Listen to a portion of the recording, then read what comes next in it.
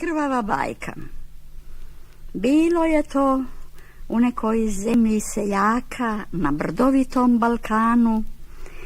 Umrla je mučeničkom smrću četa đaka u jednom danu. Iste su godine svi bili rođeni. Isto su im tekli školski dani. Na iste svečanosti zajedno su vođeni.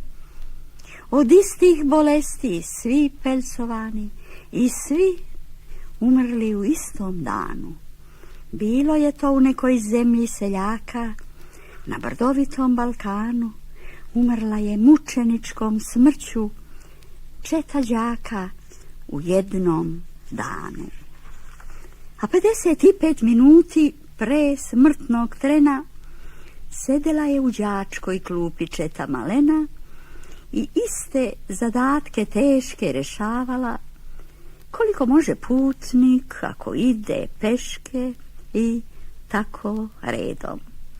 Misli su im bile pune istih brojki i po sveskama u školskoj torbi besmislenih ležalo bezbroj petica i dvojki.